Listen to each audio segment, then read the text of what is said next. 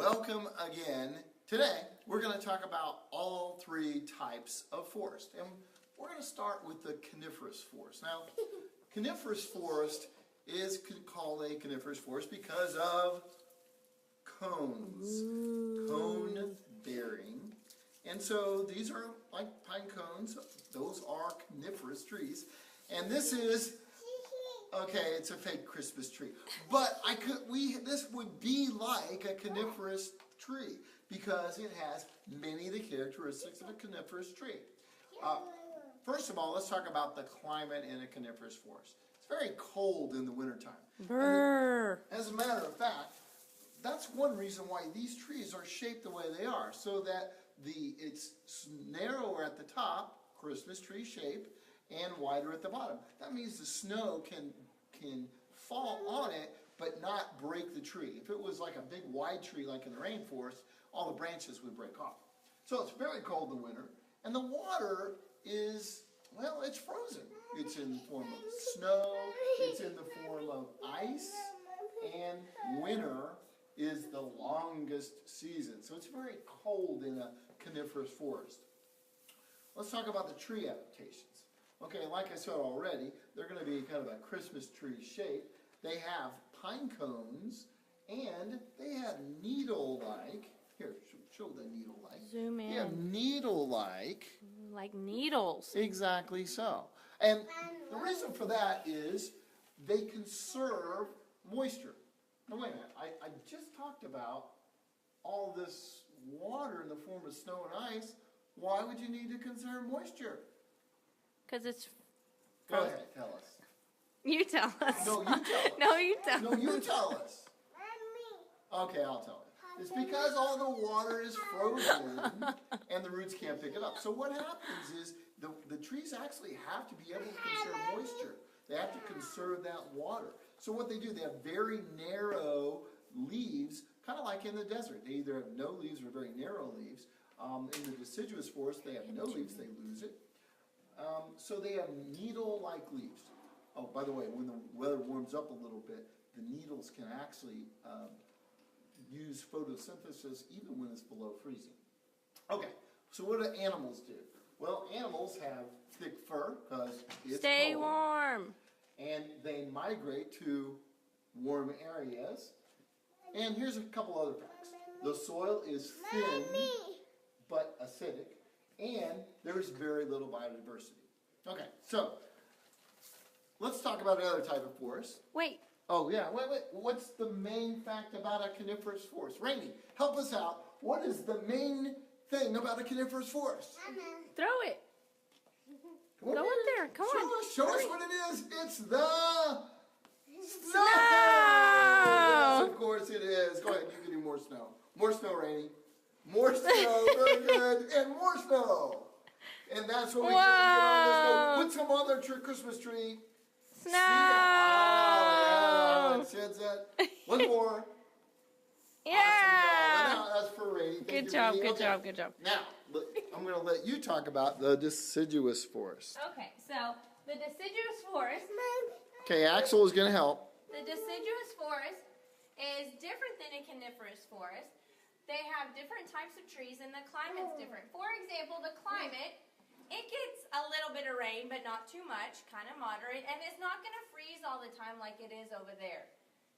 The deciduous forest has 4 distinct seasons, so it will have a summer, and then a fall, a winter, and then a spring, and then it's a big cycle of the seasons in the deciduous forest.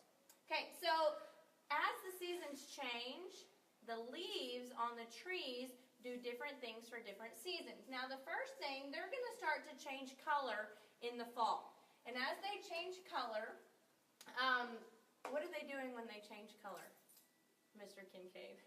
Well, the chlorophyll is actually going away, so they're no longer using photosynthesis. They don't need chlorophyll because they're not going to perform photosynthesis in the winter because they are going to fall off the trees. So you'll notice all the leaves turning colors, and then they will fall off the trees. That's to save water. They don't need to perform photosynthesis in the winter, so they drop their leaves and it helps it save water. Because once again, in the winter, the water may be frozen and they may not be able to get water, so to conserve water, they lose their leaves. True. Okay, so in order for the animals to survive, they have to adapt to this climate as well. So they will hibernate when it gets in the winter, because it's not winter all the time. So they're going to be out and about in the summer and spring. And starting fall, they'll start to store up food. They'll gather little Squirrel. They'll gather little acorns and whatever else, and they'll build it all in their little house to save up so that they have food for the winter when there is no food to be found. Another couple of fun facts, characteristics about this biome. The soil is very, very nutrient rich. That means it has a lot of nutrients in the soil. There will be many, many, many flowers in the springtime. And then even you live close to this type of forest. Okay, So what's the defining fact about a deciduous forest? What should we remember about Rainey, show us what the defining thing about a deciduous forest. Go ahead and show us. What is it? What is it? It's about the falling what? Thumb. Falling leaves. Falling leaves. Woo! Oh, did you see that, Axel? It was falling leaves. Very well done. No, Mommy. Oh. Okay. Well, maybe we should just once more talk a little bit more about the rainforest, and then we'll be done. Do you want me to do this? Yes. Okay, so just to recap, you should know this by heart, but just to recap the rainforest, there are no seasons. Remember, it's going to be warm and rainy all year long. The leaves stay green, they stay on the trees all year long. To adapt to this, the trees grow very, very tall. What's that for? Why do they grow tall? To reach the sun? Good. Oh, yeah, good. yeah.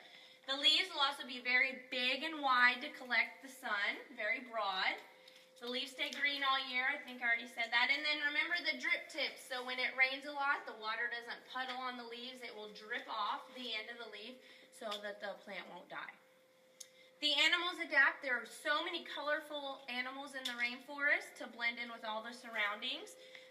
They can serve as camouflage or to warn them that they're poisonous. Don't eat that animal. It's poisonous. And then a lot of the animals have the ability to climb trees, which is necessary because there are tons of trees in the rainforest. What was that? A monkey? What's a monkey say? Okay, some other facts about the rainforest. This has very, very poor soil. Not very many nutrients. Remember, this one had a lot of nutrients in the soil for deciduous. The rainforest does not. The soil does not have very many nutrients. But it does have a lot of biodiversity, a lot of different types of plants and animals. And then the farther down you go on the forest, the darker it gets. So it's very dark on the forest floor. Rainey, come here. Okay, so what is the thing we got to remember about a rainforest, Rainey? Show us. What do we need to remember about a rainforest? It is very what? Has lots of that stuff right there, water. So from all of us here, can y'all say goodbye? Say bye. 1, 2, 3, Bye. goodbye.